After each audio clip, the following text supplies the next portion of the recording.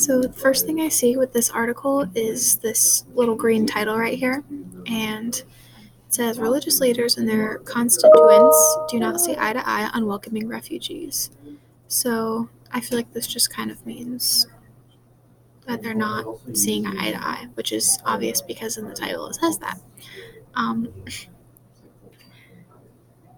then I guess the first thing I would probably want to look up is there was a title here that's not here before. So I do think something on the top of this kind of disappeared. But I do notice that there are some related articles, and then it says something that says more from the article, from the author. But there doesn't seem to be any direct sources from any of this information. So that's the first kind of thing that I see that kind of looks not right. And then down here it says the Center for Immigration Studies is an independent, nonpartisan, nonprofit research. Okay, so I think we're going to try to look that up because this does have its own little thing, but I think they're probably not being accurate.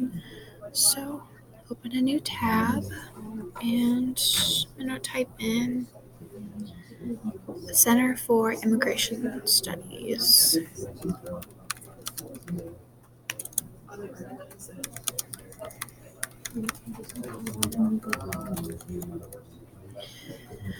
All right. Oh, and the first thing that I get on the side is Center for Immigration Studies is an anti-immigration think tank. It favors far lower immigration numbers and produces analysis to further those views. The CIS was founded by, and yep, so that's their founder. And the first thing that comes up actually is an immigration attorney, so that's interesting.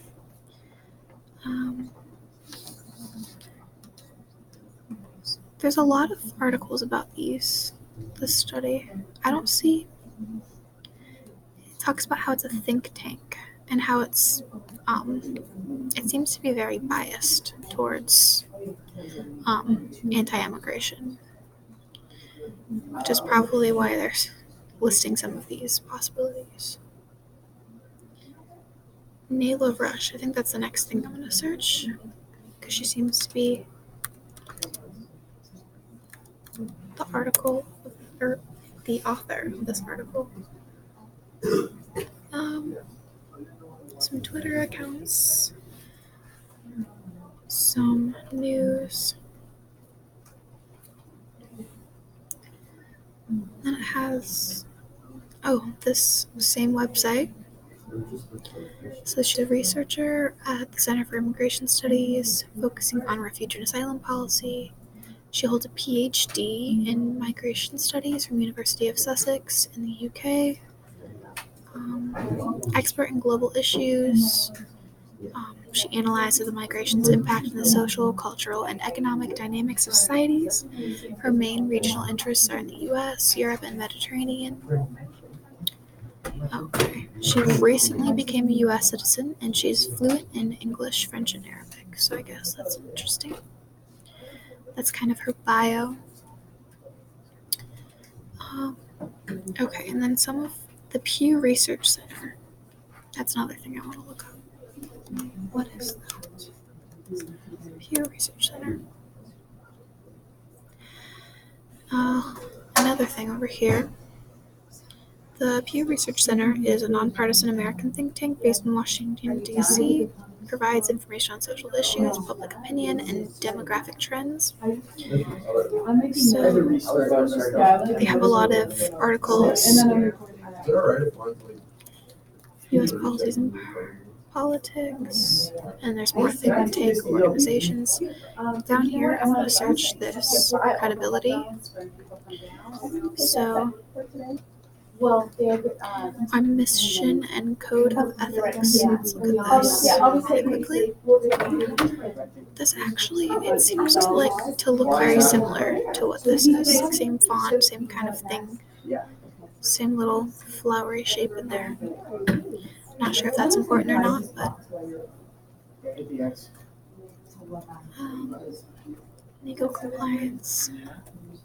See, this is very different from the other website. The other website, it just kind of, there's nothing.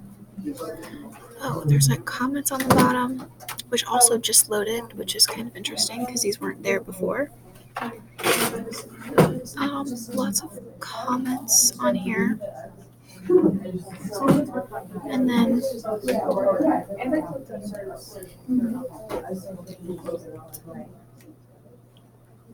so this, as you can see from the very negative comments on here, it's a very biased source. And it says it's the nation's only think tank devoted exclusively to research and policy analysis of the economic, social, demographic, fiscal, and all other impacts of immigration on the United States. It says it's like devoted to like the research, which would seem like it would be more of a broad category that's not as biased. But obviously from other information, we can see that this source is extremely biased and that they are extremely anti-immigration, and that some of their information can be a little bit biased, therefore. What else does it say? It's very short too. That's the only thing I will say. Yeah, I would say the most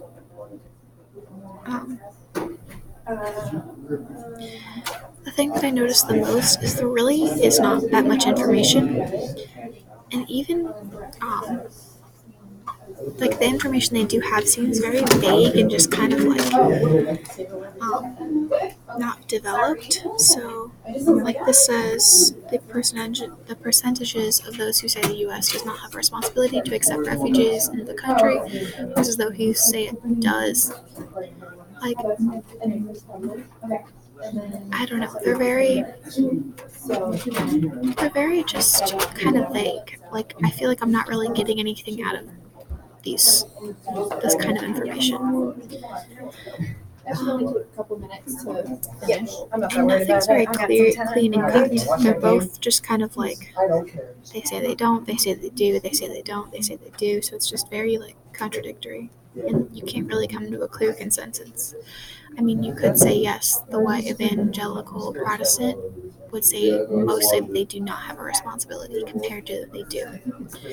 And that's also like a black Protestant. The number saying they do not have a responsibility is a lot lower. So I think